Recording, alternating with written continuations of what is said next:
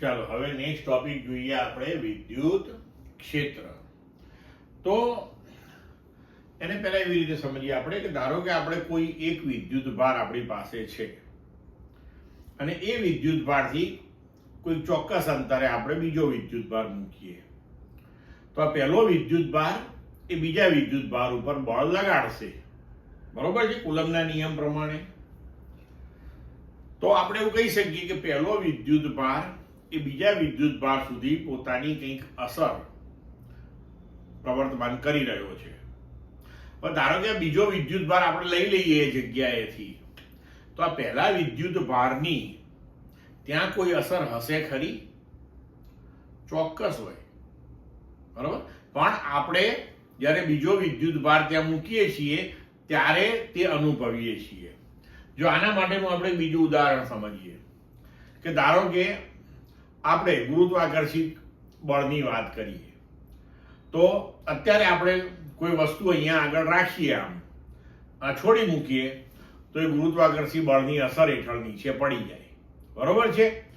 તો હવે આપણે એવું કહીએ કે ગુરુત્વાકર્ષી બળ આ વસ્તુ ઉપર લાગે છે, પણ હવે આ વસ્તુ અહીંયા આપણે નથી મૂકતા ધારો કે, તો શું ગુરુત્વાકર્ષી બળ નથી? ગુરુત્વાકર્ષી બળની અસર નથી? છે, જેને આપણે 11મા ધોરણની અંદર ભણ્યા હતા અને આપણે કહ્યું હતું કે એ ગુરુત્વાકર્ષી ક્ષેત્ર છે. તો વિદ્યુત ક્ષેત્ર એટલે કોઈ પણ વિદ્યુત ભારની તેની આસપાસના વિસ્તારમાં જે અસરો પ્રવર્તમાન છે તે આપણે વિદ્યુત ક્ષેત્રની મદદથી રજૂ કરીએ છીએ, બરોબર છે. હવે એને આપણે વ્યાખ્યાયિત કરીએ, ગણિતીય રીતે રજૂ કરીએ.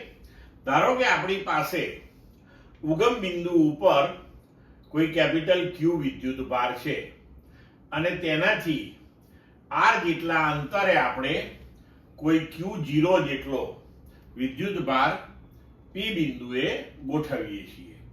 તો હવે આ કેપિટલ ક્યુ દ્વારા Q0 ઉપર લાગતું બળ એ કુલમના નિયમ પ્રમાણે આપણે લખી શકીએ કે 1/4πε0 Q0/r² r કેરેટ.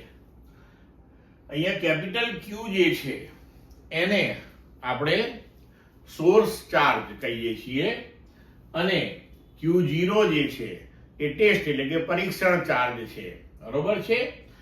હવે આપણે આ Q0 જો અહીંયા ના મૂકીએ તો પણ આ Q ની અસર તો છે જ ત્યાં આગળ. એનો મતલબ કે કેપિટલ Q ની જે અસર છે કે જેને આપણે વિદ્યુત ક્ષેત્ર કહીએ છીએ એ કેપિટલ Q ની લાક્ષણિકતા છે, તેને આની સાથે કોઈ લેવા દેવા નથી. એટલે વિદ્યુત ક્ષેત્ર હવે આપણે એવી રીતે વ્યાખ્યાયિત કરીએ છીએ કે E at R બરાબર બળ ભાગ્યા Q0. Q0 ને આપણે ડાબી બાજુએ લઈ લીધું તો વિદ્યુત ક્ષેત્ર P બિંદુ પાસેનું આપણને મળે 1/4πε0 Q/r² r કેરેટ, અથવા તો આપણે KQ/r² r કેરેટ પણ લખી શકીએ છીએ, બરોબર. એટલે કે વિદ્યુત ક્ષેત્ર જે છે એ બળની દિશામાં જ હશે. હવે જુઓ કે આમ જોઈએ તો આપણે એવું કહી શકીએ કે Q0 વિદ્યુત ભાર પર લાગતું બળ F. તો એકમ વિદ્યુત ભાર પર લાગતું બળ કેટલું? આવી ત્રિરાશી મૂકીએ તેનો જવાબ શું આવે? F ભાગ્યા Q0. તો આ F ભાગ્યા Q0 જે થયું એને તમે એકમ ધન વિદ્યુત ભાર પર લાગતું બળ પણ કહી શકો છો. એટલે આપણે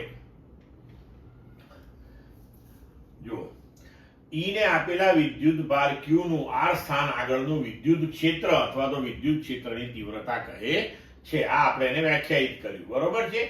તેનો એકમ થશે ન્યૂટન પર કુલમ અથવા તો વોલ્ટ પર મીટર. બળનો ન્યૂટન છે અને ચાર્જનો કુલમ છે અને તેનું પારિમાણિક સૂત્ર થશે m1L1T-3A-1. અને હવે જેમ હમણાં મેં તમને કહ્યું કે F ભાગ્યા Q0 જે છે એ એકમ ધન વિદ્યુત ભાર ઉપર લાગતું બળ થશે. તો આપણે વિદ્યુત ભાર Q ને લીધે અવકાશમાં વિદ્યુત ક્ષેત્રને તે બિંદુએ મૂકેલા એકમ ધન વિદ્યુત ભાર પર લાગતા બળ તરીકે પણ વ્યાખ્યાયિત કરી શકીએ છીએ. એટલે અવકાશમાં કોઈ પણ બિંદુએ વિદ્યુત ક્ષેત્ર એટલે તે બિંદુએ મૂકેલા એકમ ધન વિદ્યુત ભાર પર લાગતું બળ. બરોબર છે. હવે ધન વિદ્યુત ભાર માટે જો આપણે વિદ્યુત ક્ષેત્ર લઈએ તો ધારો કે ધન વિદ્યુત ભાર આપણી પાસે હોય તો તેની આજુબાજુમાં આપણે જે ક્ષેત્ર છે, જે વિસ્તાર છે, એમાં કોઈ પણ બિંદુએ જો તમે એકમ ધન વિદ્યુત ભાર મૂકો તો એ અપાકર્ષી બળ એટલે કે બહારની તરફની દિશામાં બળ લગાડશે.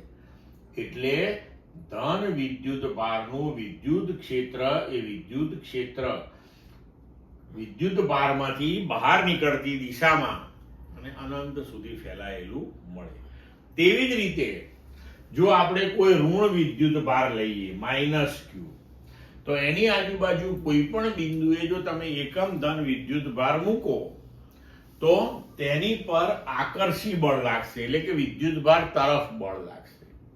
તો તેનું વિદ્યુત ક્ષેત્ર અનંત થઈ વિદ્યુત ભાર સુધી અને વિદ્યુત ભારની અંદર વિરામ પામતું હોય તેવી રીતનું આપણને મળે છે. એટલે કે ટૂંકમાં ધન વિદ્યુત ભાર હોય કે ઋણ વિદ્યુત ભાર ત્રિજ્યાવર્તી ક્ષેત્ર મળશે. આમાં ત્રિજ્યાવર્તી બહાર તરફ અને આમાં ત્રિજ્યાવર્તી અંદર તરફ વિદ્યુત ક્ષેત્ર મળે છે. ક્લિયર મિત્રો?